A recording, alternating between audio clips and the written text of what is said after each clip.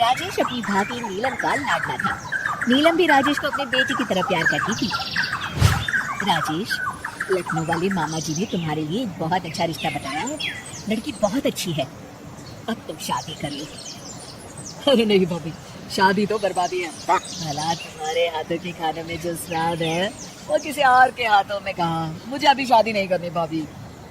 राजेश के ना नुक्कड़ करने के बावजूद घर वाले उसकी शादी करवा देते हैं, लेकिन फिर भी राजेश अपनी भाभी का पल्लू नहीं छोड़ता। वो अपनी पत्नी को बिल्कुल तवज्जो नहीं देता था। उसके लिए उसकी पत्नी सुधा का होना ना होना बराबर था। अरे राजेश, तुम अकेले बाहर जा रहे हो, सुधा को भी लेते जाओ।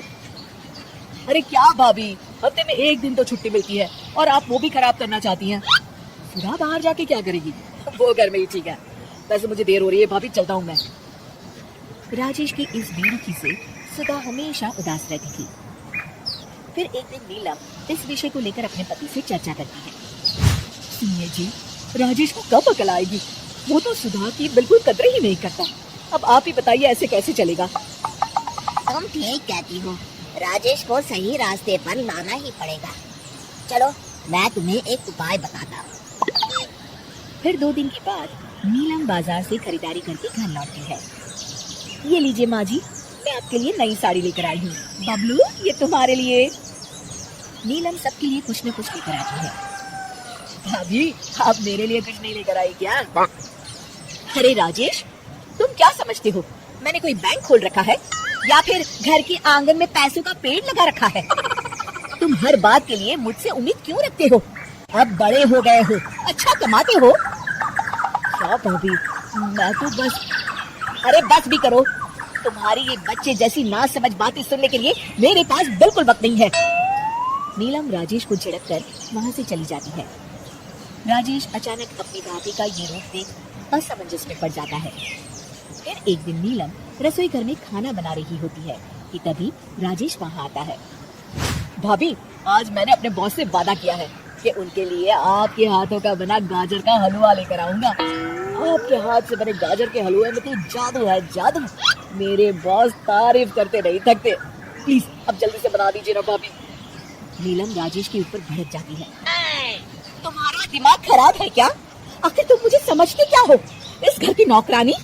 जब देखो तब फरमाइश करते रहते हो, भाभी ये बना दो, भाभी वो बना दो। अरे तुम्हारी पत्नी सुधा भी तो इस घर में रहती है, तुम उससे कुछ क्यों नहीं कहते? भाभी, आप इस तरह की बातें क्यों कर रही हैं? अरे बस भी करो राजेश, मेरा दिमाग और मत खराब करो, जाओ यहाँ से। अपनी भाभी का इस तरह बेरुखी भरा बर्ताव देख राजेश को बड़ा बुरा लगता है और वो उदास होकर अपने कमरे में बैठ जाता है। तभी उसकी पत्नी सुधा वहाँ आती है। क्या हुआ जी, आप इस तरह उदास क्यों बैठे हैं? राजेश अपनी पत्नी को सारी बात बताता है। राजेश की बात सुनकर सुधा मुस्कुराती कहती है, बस इतनी सी बात? चलिए जी, मैं आपके बॉस के लिए गाजर का हलवा बना देती हूँ। अरे छोड़ो, तुमसे नहीं हो पाएगा, रहने दो। आप तो बस देखते जाइए जी, अभी आती हूँ मैं। थोड़ी देर के बाद सुधा हलवा बना के राजेश को देती है। फिर राजेश अपने ऑफिस चला जाता है।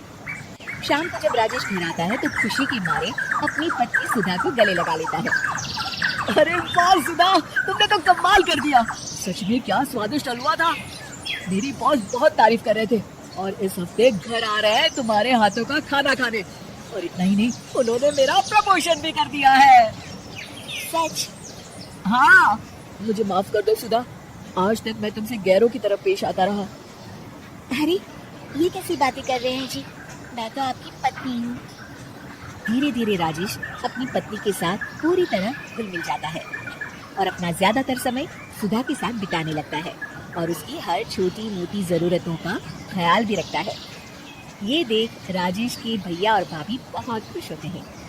फिर एक दिन राजेश और सुधा बाहर से घूम कर आते हैं। राजेश, सुधा के प्रति तुम अपनी जिम्मेदारी समझो, इसीलिए मैंने तुम्हारे साथ ऐसा बर्ताव किया था। अगर तुम्हें मेरी किसी बात का बुरा लगा हो तो मुझे माफ कर देना। अरे अरे भाभी, ये क्या कह रही हैं? मैं जानता हूँ आप तो मेरे लिए हमेशा अच्छा ही सोचोगी। आखिर आप वर्ल्ड की बेस्ट भाभी जो है। इसे कहते हैं अंत भला तो सब भला।